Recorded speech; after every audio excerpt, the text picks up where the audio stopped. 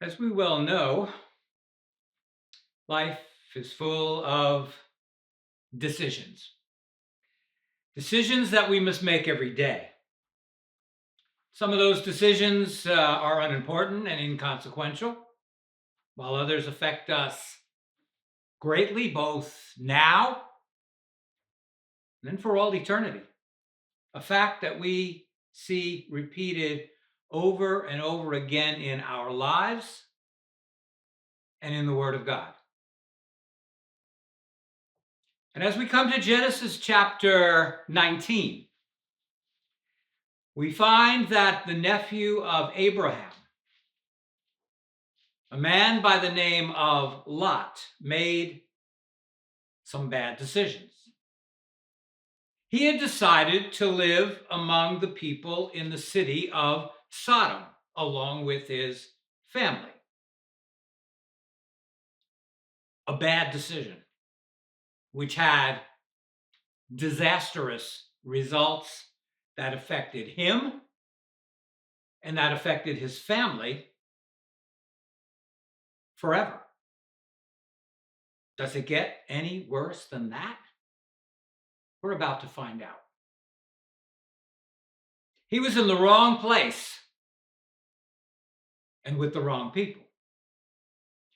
And it is only by the grace of God that Lot survived when the city of Sodom was destroyed. And the story of Lot is a reminder. It's a reminder for all of us to never compromise with wickedness, to never compromise with wicked people. As we're warned in 2 Corinthians chapter 6, verse 14, where it says, "For what fellowship have the righteous with the unrighteous? How can light live in harmony with darkness?" Good question. Though many people attempt to do just that today. The enemy of our soul always tries to persuade us in one way or another to accept the thinking and the perspective of this world, even from those who are closest to us. So we must be on guard for this deception which can be subtle at times. And when Lot decided to settle down with his family in the city of Sodom, he made a foolish decision. So when those two angels, mentioned in Genesis chapter 18, left Abraham, they went down to the city of Sodom, and we're told in Genesis chapter 19 that they arrived at the gate of the city in the evening. And who was there? It was Lot, sitting at the gate as a respected and trusted member of that society. And when he saw those angels, he stood up to greet them. And out of respect for them, he bowed down with his face to the ground.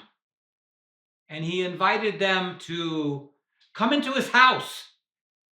And he prepared a meal for them. But before too long, word spread throughout the city that there were two men in his house.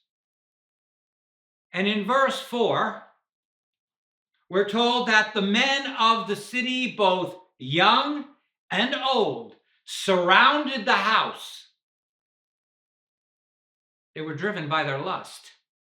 So they demanded that Lot bring them out so that they could violently, sexually assault them.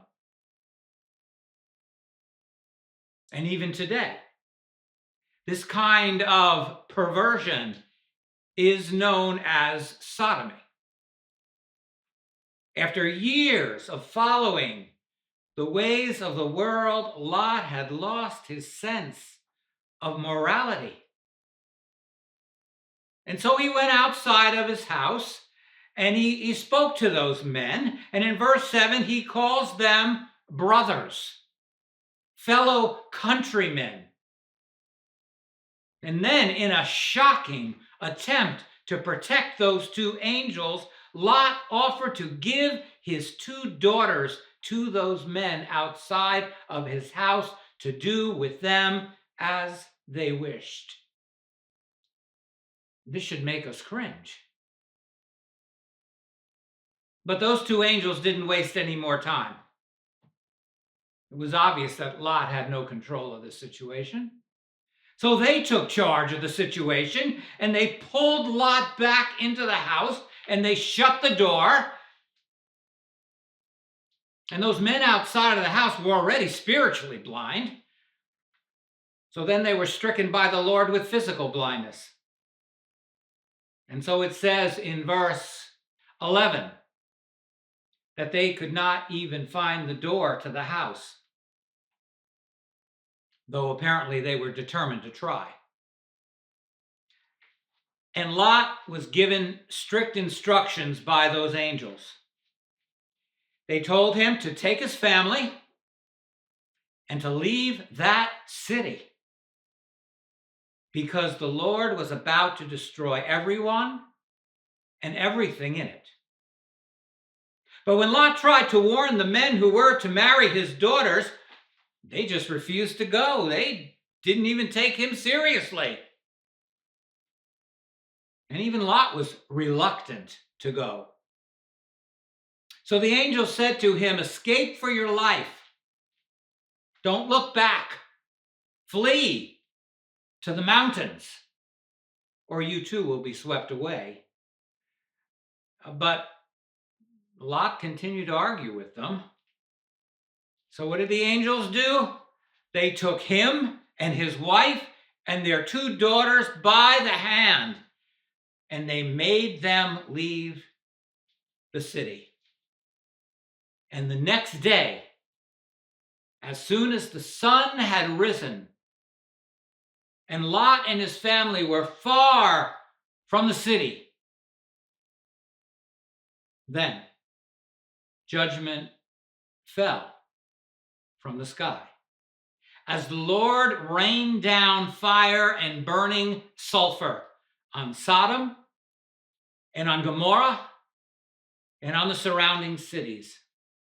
And everyone and everything was destroyed.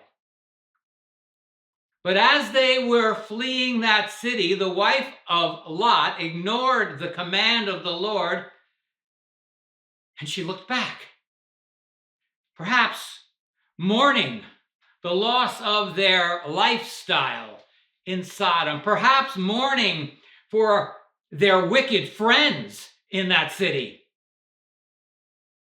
And immediately, she became a pillar of salt, and she died. A reminder that sometimes our disobedience to the word of God can result in unexpected consequences, even more devastating than we might have imagined. And so, Lot and his two daughters fled to the mountains. And they hid in a cave. They were safe. And the older daughter had an idea. She had a very sinful idea. She told her younger sister that now there was no one on earth for them to marry and to have children by. So she said that they should get their father drunk and sleep with him and become pregnant by him. Are you kidding me? That was her plan? Like her father. She certainly didn't have a godly perspective, did she? So they did just that.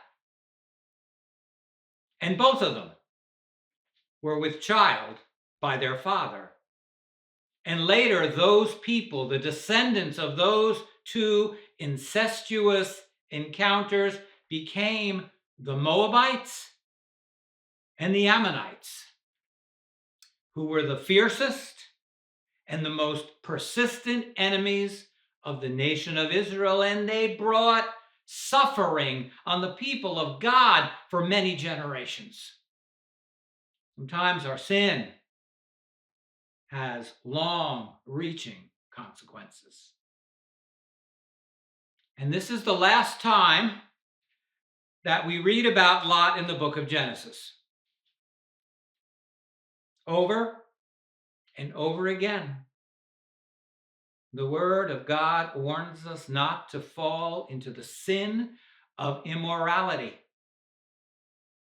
While the world tells us that it really isn't immorality at all, they tell us that it's freedom. The world is deceived by these lies. And even some who claim to belong to Christ are deceived. The history of Sodom and Gomorrah is a graphic reminder. It's a stern warning how seriously God sees sin. As Peter reminds us in 2 Peter chapter 2, where he says, in their greed and in their lust, they exploit you with cunning arguments, but from of old their misery and their eternal condemnation hang over their heads.